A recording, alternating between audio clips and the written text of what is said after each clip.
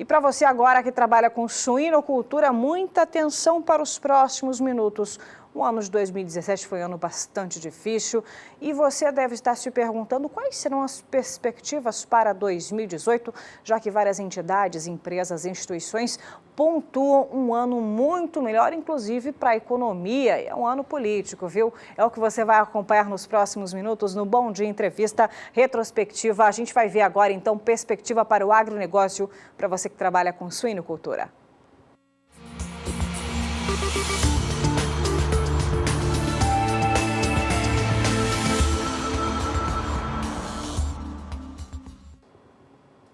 E para trazer essas informações, ao meu lado, João Pedro Gutierrez, analista de agronegócio aqui do canal do Boi. Bom dia, João, seja muito bem-vindo. Bom dia. 2017 foi um ano difícil, mas mesmo assim, positivo para o suinocultor?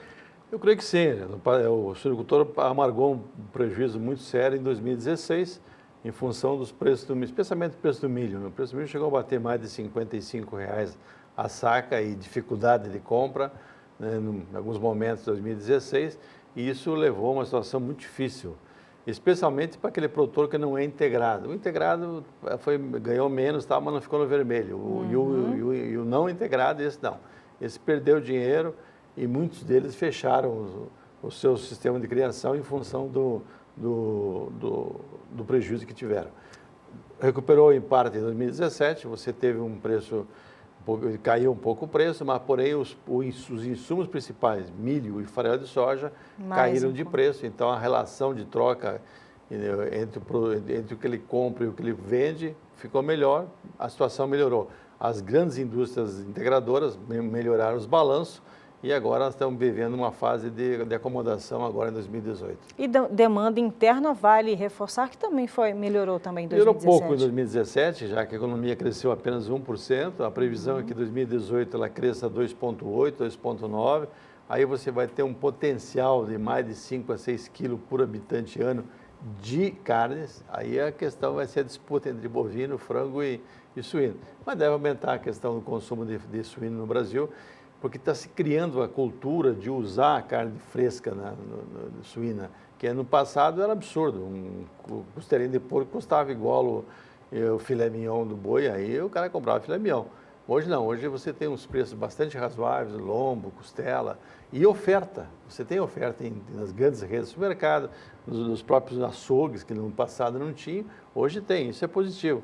Nós precisamos aumentar de 13, tem o potencial de aumentar muito o consumo de carne bovina e suína no Brasil. E olha, vamos agora dar um destaque também para o mercado internacional. Vale destacar que a queda das importações chinesas impactaram o setor também durante 2017? A China começou a importar do Brasil muito forte em 2015, 2016 e chegou a ter um papel preponderante. Em 2017 ela puxou o freio de mão. Não sei a razão que está acontecendo na China. A China é meio complicado você avaliar ela de longe. E quando você caiu 20% as exportações para a China e a Rússia passou a ter 40% das compras brasileiras de carne suína. Aí é o problema. Você tem num país quase a metade do destino das exportações. Aí fica dependente, fica né? Fica refém, que é o que nós estamos vivendo hoje. A Rússia, ela embargou as importações em outubro, novembro, e até agora não está resolvido o problema. E o pior, que em 2017 houve aquela confusão toda no Brasil no respeito da fiscalização. Que contribuiu, né? Contribui? Não, está contribuindo. Ainda? Hoje há uma pressão dos países da União Europeia, há uma pressão de Hong Kong, que é o maior importador de carne suína e bovina do Brasil, para que as regras propostas pelo Ministério sejam implantadas para melhorar a fiscalização. Além disso, eles cobram que é o maior número de profissionais veterinários junto aos estabelecimentos e que as propostas que o governo federal mandou para o Congresso sejam discutidas e aprovadas para melhorar a fiscalização. Ou seja, a imagem do Brasil ficou comprometida em função daquelas confusões que houveram, especialmente da carne fraca e posteriormente com a delação da JBS.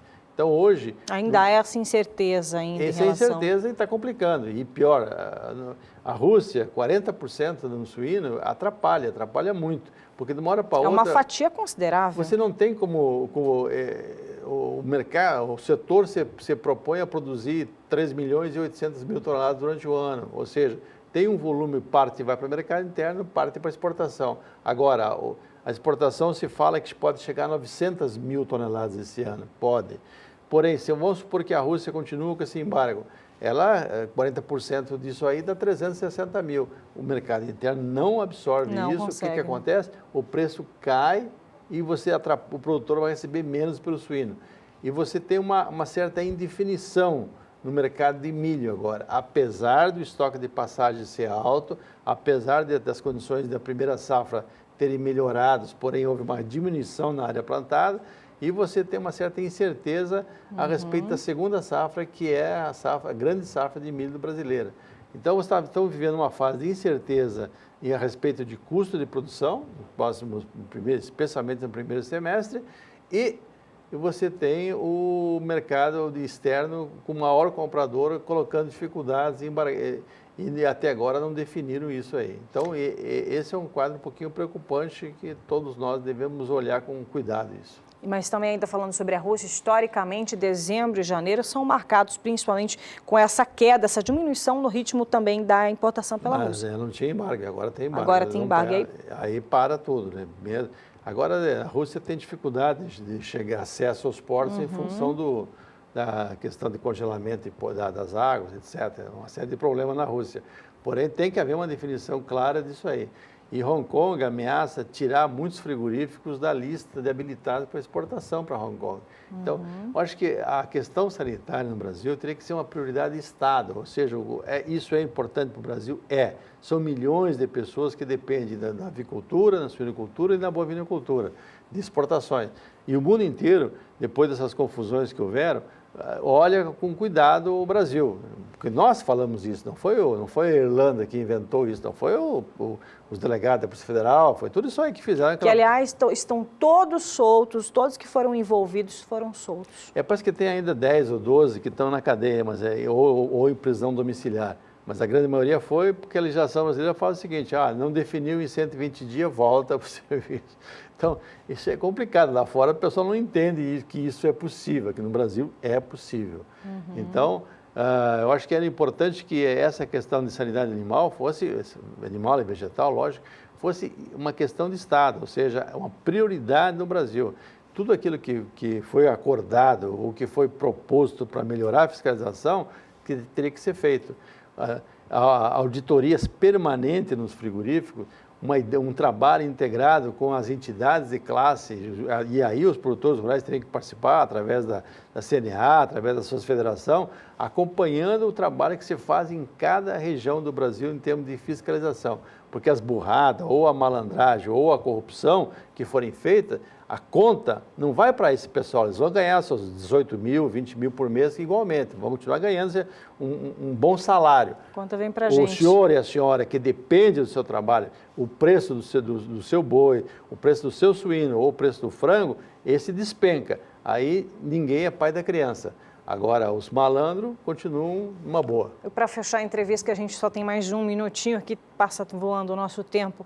O senhor acredita que, de acordo com o Rabobank, nesse relatório divulgado, eles acreditam que o preço do milho em 2018 deve ser de 3% a 10% superior ao observado em 2017, porque reflete diretamente no custo de produção.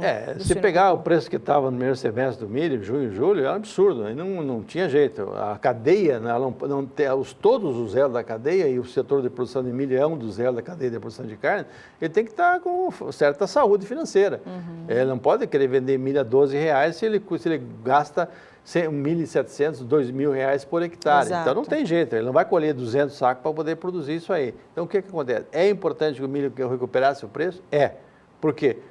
Para que o produtor de milho tenha condições financeiras de continuar no processo.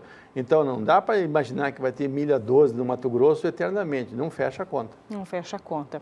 Tá aí considerações para você que trabalha com suinocultura, perspectivas para o ano de 2018. Conversamos com João Pedro Cuti Dias, analista de agronegócio aqui do Canal do Boi. Muito obrigada, viu, João? Ok, bom dia a todos vocês.